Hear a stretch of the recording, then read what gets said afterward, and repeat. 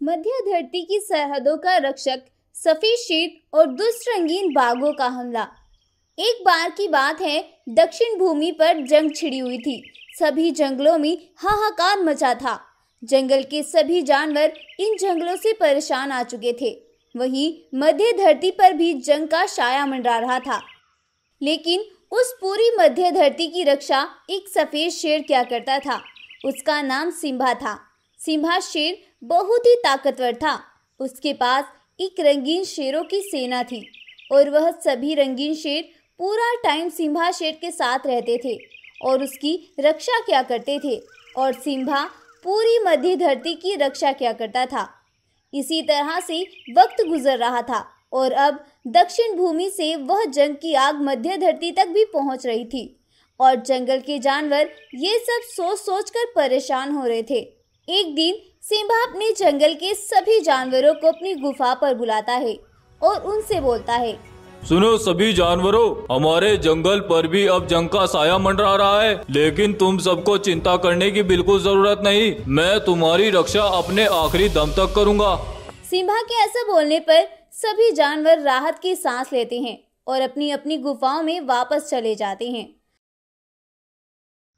और सिम्बा जंगल के जानवरों की पूरे दिलो जान से रक्षा करने लग जाता है।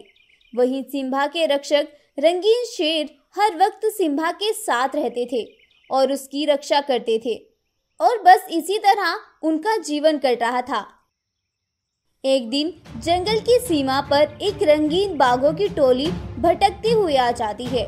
वहां पहुंचकर वह सभी बाघ देखते हैं कि जंगल तो बहुत सुंदर है और वहां पर बड़े ही स्वस्थ जानवर घास चर रहे हैं। उन जानवरों को घास चरता देख उन बाघों के मुंह में पानी आ जाता है और उनमें से एक बोलता है, वाह कितने सुंदर जानवर है, इन्हें खाने में तो बड़ा ही मजा आएगा। हाँ भाई, यहाँ तो चारों तरफ हरियाली ही हरियाली है। इन जानवरों को खाकर तो हम एकदम तंदुरुस्त हो जाएंगे। इतना बोलकर वह दुष्ट बाघ उन जानवरों को अपना शिकार बना लेते हैं और उन जानवरों को मजे से खाकर वहां से चले जाते हैं।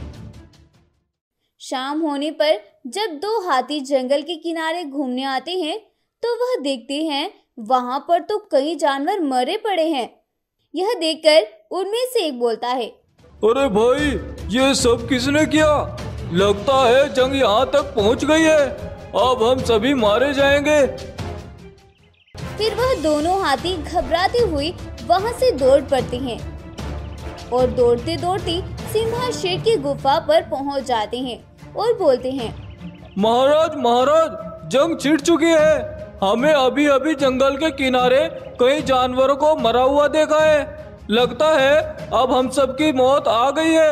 अब हम में से कोई भी नहीं बचने वाला।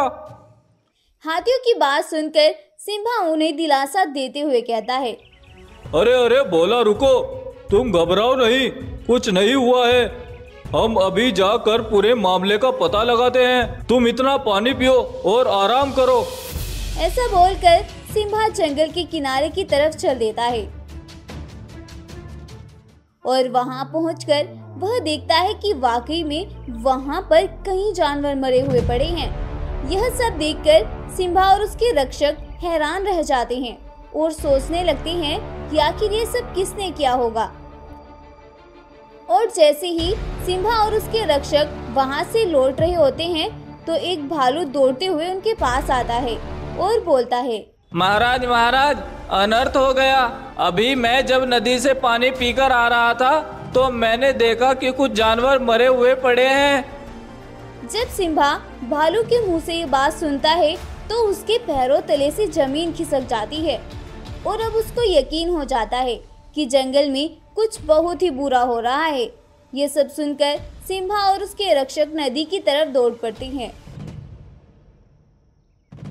और वहां पहुंचकर भी वह देखते हैं कि वहां पर भी बहुत से जानवर मरे हुए पड़े हैं। जानवरों को ऐसे मरता देख सिम्बा की कुछ भी समझ नहीं आ रहा था और वह इस समस्या का पता लगाने के लिए अपने रक्षकों से कहता है, सुनो तुम सभी, मुझे जंगल के सभी किनारों पर पहरा टाइट चाहिए।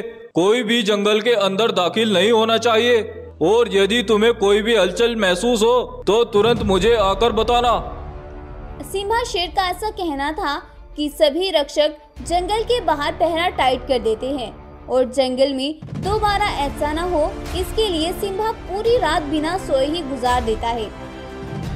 सुबह हो जाती है और जैसे ही वह रंगीन बाघों की टोली तो वह देखते हैं कि जंगल में तो कोई भी जानवर मौजूद नहीं है। यह देखकर एक बाघ बोलता है, अरे आज तो जंगल में कोई भी जानवर नहीं है। आखिर ये सब जानवर कहाँ मर गए हैं? हाँ भाई, मुझे तो बड़ी भूख लगी है। मुझे तो किसी न किसी जानवर का ताज़ा मांस चाहिए, नहीं तो मेरी तो जान ही निकल जाएगी।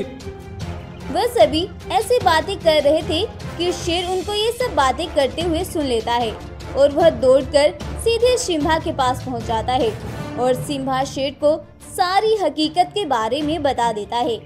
सिम्हा शेर जैसे ही यह सुनता है तो उसको बहुत ही ज्यादा गुस्सा आता है और वह दौड़कर सीधे उन बाघों के सामने पहुंच जाता है और अपने रक्षकों के साथ मिलकर उन बाघों को घेर लेता है और बोलता है, तुमने क्या समझा दुष्ट बाघों? तुमने जंगल के जानवरों को मार कर अच्छा नहीं किया।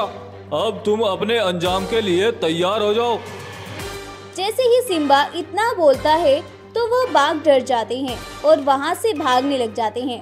तभी सिम्हा शेर अपने रक्षकों के साथ मिलकर उन सबको वहीं पर ढेर कर देता है और इस तरह से सिम्हा का जंगल फिर से सुरक्षित हो जाता है और सभी जानवर फिर से बिना किसी खौफ के जंगल में अपना जीवन गुजारने लग जाते हैं और सिम्हा एक बार फिर से अपने जंगल को सुरक्षित करने में कामयाब हो जाता है और इसी तरह वह हमेशा जंगल की रक्षा करता है और ये कहानी भी यहीं पर खत्म हो जाती है।